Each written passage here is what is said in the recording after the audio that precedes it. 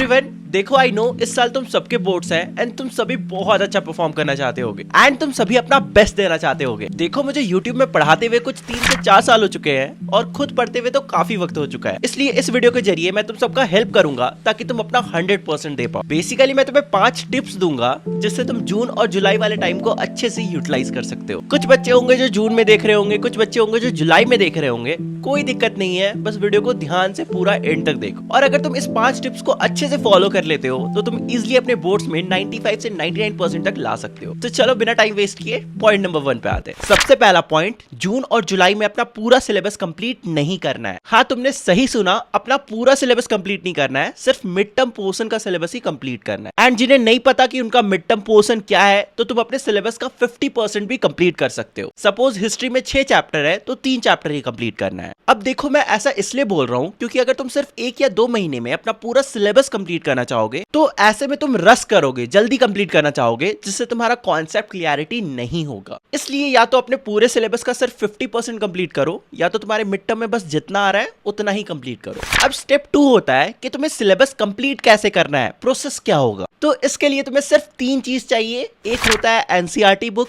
दूसरा होता है यूट्यूब और तीसरा होता है एक सुंदर सा कॉपी खरीद लेना। मैं अपने टाइम में वो जो स्पाइरल वाला कॉपी होता था ना वो खरीदता था, उसमें नोट्स बनाने में बहुत मजा आता था। हालांकि ज्यादा पैसे खर्च करने की जरूरत नहीं है, 10 रुपए वाले कॉपी से भी काम चल जाएगा। अब चैप्टर कैसे पढ़ना है, suppose acid base and salt chapter है तो तुम्हें क्या करना है, तुम्हें सबसे पहले यूट्यूब में सर्च करना है acid base and salt 1 shot. जैसा ही तुम सर्च करोगे तुम्हें टॉप 3 रिकमेंडेशन देखने को मिलेंगे। तुम्हें कुछ नहीं करना, टॉप 3 में जो वीडियोस होंगे ना उनमें से ही सिलेक्ट करना है। ज्यादा नीचे स्क्रॉल करने की कोई जरूरत नहीं क्योंकि जो अच्छे वीडियोस होते हैं वो ऑलरेडी टॉप में आ जाते हैं। हाँ, बस 2 चीज ध्यान में रखना, एक तो व्यूज अच्छा होना चाहिए और दूसरा वीडियो छोटा नहीं होना चाहिए। क्योंकि कई बार ऐसा होता है ना कि कुछ लोग बहुत छोटे छोटे वीडियोस यूट्यूब में अपलोड कर देते हैं एंड उनकी ऑडियंस होती है कामचोर बच्चे, मतलब जिन्हें चैप्टर में ज्यादा वक्त नहीं देना है, बस ऊपर ऊपर से पढ़ के निकलना है। तो कई बार क्या होता है ना, जिन चैप्टर्स में 1 से 2 घंटा चाहिए होता है प्रॉपर एक्सप्लेनेशन के लिए, वो चैप्टर के वीडियोस तुम्हें 15-20 मिनट में देखने को मिल जाएंगे। और ऐसे में बच्चे भी उन वीडियोस में ज्यादा क्लिक करते हैं जो छोटी होती है। तो इसलिए अगर तुम कभी भी यूट्यूब से पढ़ना चाहते हो तो 2 चीज ध्यान रखना, एक होता है व्यूज और एक होता है वीडियो का लेंथ। वीडियो का लेंथ ज्यादा हो तो ज्यादा बेटर होता है। अभी यहाँ पे बहुत सारे बच्चे सोच रहे होंगे कि भैया ये वाला प्रोसेस तो समझ में आ गया, लेकिन यहाँ पे एनसीईआरटी बुक का कहाँ काम है। तो देखो, इंसान को अपने माँ बाप पे भी 100% भरोसा नहीं करना चाहिए। तो ये तो यूट्यूब एडुकेटर्स है, इन पे तुम 100% भरोसा कैसे कर सकते हो। तो जैसे जैसे ये टीचर्स तुम्हें चैप्टर के टॉपिक्स को पढ़ाते जा रहे हैं वैसे वैसे तुम एनसीईआरटी को खोलकर उन टॉपिक्स को एक बार पढ़ते जाना। कुछ नहीं करना है, यूट्यूब से एक टॉपिक को पढ़े, उसके बाद वीडियो को पॉज करना है, फिर एनसीईआरटी बुक में उस टॉपिक को पढ़ना है एंड उसके बाद फाइनली तुम्हें अपने कॉपी में नोट डाउन करना है। अब क्या नोट डाउन करना है, जो चीजें YouTube में टीचर ने पढ़ाया उस चीज को नोट डाउन करो और जो पॉइंट्स टीचर ने छोड़ दिया और तुम्हारे एनसीईआरटी बुक में गिवन है उस पॉइंट को भी नोट डाउन कर लो। अब जो ये नोट्स बनेगा ना, ये दुनिया का बेस्ट नोट्स बनेगा जो तुम कितने भी पैसे देकर परचेज नहीं कर सकते हो। और इसी प्रोसेस के थ्रू तुम्हें अपने सिलेबस के 50% ऑफ टॉपिक को कंप्लीट करना है। ऐसे हाँ, आगे बढ़ने से पहले अगर यहाँ पे कोई भी IIT एस्पिरेंट है तो उसके लिए एक अच्छा सरप्राइज है क्योंकि अभी अनअकैडमी लर्निंग फेस्टिवल चल रहा है जिसमें तुम सबको 7 डेज का अनलिमिटेड फ्री एक्सेस मिलने वाला है। हाँ, बिल्कुल 1 रुपए भी पे नहीं करना। वैसे क्या क्या मिलने वाला है, पहला लाइव और रिकॉर्डेड लेक्चर्स बिल्कुल फ्री में, दूसरा टॉप एडुकेटर्स के द्वारा बनाए गए स्टडी मटेरियल्स, तीसरा 2 लाख से भी ज्यादा प्रैक्टिस क्वेश्चंस, मॉक टेस्ट और PYQs, और चौथा 24/7 डाउट सॉल्विंग सेशन। हाँ, वो भी अगले 7 दिन तक बिल्कुल फ्री में। हालांकि लास्ट डेट 2 जून है तो उससे पहले इनरोल कर लो। अब सवाल है कि इनरोल कैसे करना है, तो मेरे डिस्क्रिप्शन में तुम्हें लिंक देखने को मिल जाएगा। उस लिंक पे तुम्हें क्लिक करना है, फिर अपने फोन नंबर को डालना है, फिर तुम्हें एक OTP आएगा, OTP को वेरीफाई करना है, फिर अपना गोल डाल के अनअकैडमी ऐप को डाउनलोड कर लेना है। बस हो गया, अब तुम लोग फ्री एक्सेस का मजा उठा सकते हो। चलो अब अपने स्टेप्स पे वापस आते हैं। अब हम लोग बढ़ते हैं हमारे 3rd स्टेप पे। तो देखो, हमने स्टेप 1 में देखा कि तुम्हें करना क्या है, फिर हमने स्टेप 2 में देखा कि तुम्हें कैसे करना है। अब स्टेप 3 में देखेंगे कि तुमने कर तो लिया लेकिन उसे याद कैसे करना है। कई बार ऐसा होता है ना कि तुमने पढ़ तो सब कुछ लिया है लेकिन तुम्हें याद कुछ भी नहीं है। तो देखो, इसका सॉल्यूशन बहुत ही सिंपल है और मैं तुम्हें स्टेप 2 में बता भी चुका हूँ। और वो है खुद से हैंड रिटन नोट्स बनाना। अगर तुम यूट्यूब वीडियो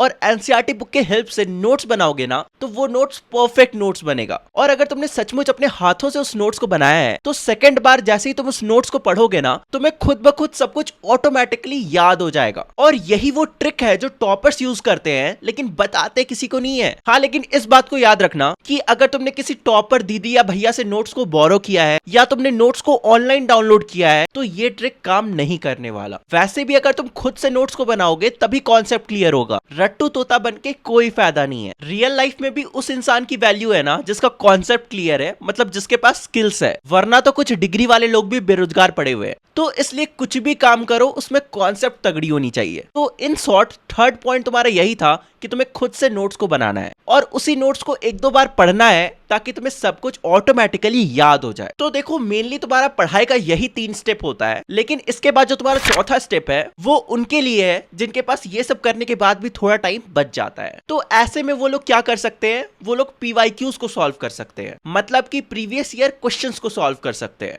अगर तुम्हें रिकमेंडेशन चाहिए तो तुम ओसवाल के इन बुक्स को भी खरीद सकते हो। इन बुक्स में PYQs तो है ही, उसके अलावा भी काफी सारी चीजें देखने को मिल जाएगी। अब देखो, जो तुम्हारा 5th पॉइंट है ना, वो सारे पॉइंट्स में सबसे ज्यादा इंपॉर्टेंट है। अगर तुम्हें शॉर्ट में बताऊं तो इस पॉइंट में बस इतना ही है कि रूटीन फॉलो करना है और कंसिस्टेंट रहना है। लेकिन हाँ, मैं उस रूटीन की बात नहीं कर रहा हूं जिसमें तुम पेपर में लिखते हो कि मैं 10 से 12 ये करूंगा, 12 से 2 ये करूंगा, 2 से 4 ये करूंगा। ये वाला जो रूटीन होता है ना, ये कोई फॉलो नहीं कर पाते। मैंने खुद भी ट्राई करा था, मुश्किल से 1 हफ्ता कंसिस्टेंट रह पाया था, क्योंकि रूटीन बनाने के बाद जो जोश होता है ना अंदर में, वो बस 1 हफ्ते तक ही रहता है, उसके बाद ठंडा पड़ जाता है। तो फिर तुम्हारे मन में सवाल होगा कि तो भैया हमने रूटीन कैसे बनाए? बहुत ही आसान है। एक चार्ट पेपर लो, उसमें अगले 2 महीने के डेट्स लिख दो। सपोज आज 10 जून है तो मैं लिखूंगा 10 जून, फिर 11 जून, फिर 12 जून, 13 जून, ऐसे करके 2 महीने के डेट्स लिख दूंगा और सारे डेट्स के बगल में एक चैप्टर का नाम लिख दूंगा। अगर बहुत बड़ा चैप्टर है तो उसके लिए मैं 2 दिन लूंगा, मतलब दोनों दिनों में एक ही चैप्टर का नाम लिखूंगा। ऐसे करके तुम्हें सारे डेट्स के बगल में चैप्टर्स के नेम लिख देने हैं। जो भी तुम्हारा सब्जेक्ट है, साइंस, एसएसटी, मैथ्स, इंग्लिश तो तुम एक दिन में 2-3 चैप्टर भी अच्छे से पढ़ सकते हो। अब तुम्हारे मन में सवाल होगा कि भैया इससे क्या होगा? अब इसके बाद क्या करना है? सपोज तुमने लिखा कि 10 जून को तुम्हें acid, base and salt complete करना है, तो तुम्हें 10 जून को कितना भी टाइम लगे, तुम जब भी फ्री हो, चाहे रात के 12 भी बज जाए, तुम्हें acid, base and salt complete करना है। या तो तुम सुबह जल्दी उठकर 4-5 घंटे में ही चैप्टर को कंप्लीट कर लो, अच्छे से पढ़कर नोट्स बना लो और बाकी के पूरे दिन एंजॉय करो। या तो फिर तुम रात 12 बजे से पहले कैसे भी करके चैप्टर को कंप्लीट कर लो। इन शॉर्ट तुम्हें ये एम लेके चलना है कि आज तुम्हें ये काम करना है तो करना है। तुम्हें वो वाला रूटीन नहीं बनाना है कि मैं 10 से 12 बैठूंगा पढ़ने, 12 से 2 बैठूंगा गेम खेलने, नहाने, खाने।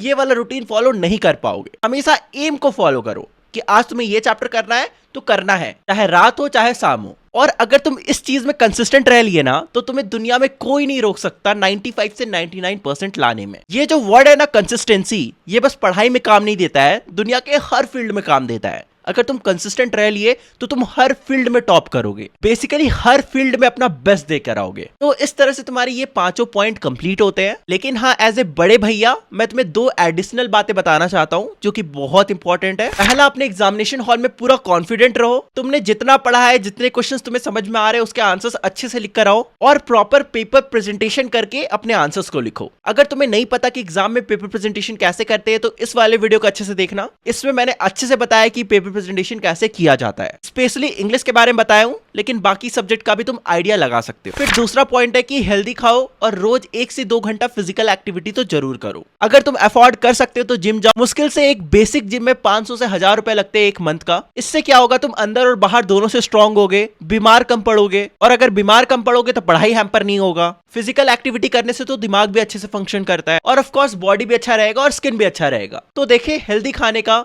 और फिजिकल एक्टिविटी करने का कितना ज्यादा फायदा होता है। तो आज के लिए वीडियो यहीं पे एंड करते हैं। आई होप सो तुम्हें काफी हेल्प मिला होगा। इस वीडियो को अपने दोस्तों के साथ जरूर शेयर करो। मिलते हैं अगले वीडियो में, तब तक के लिए बाय बाय।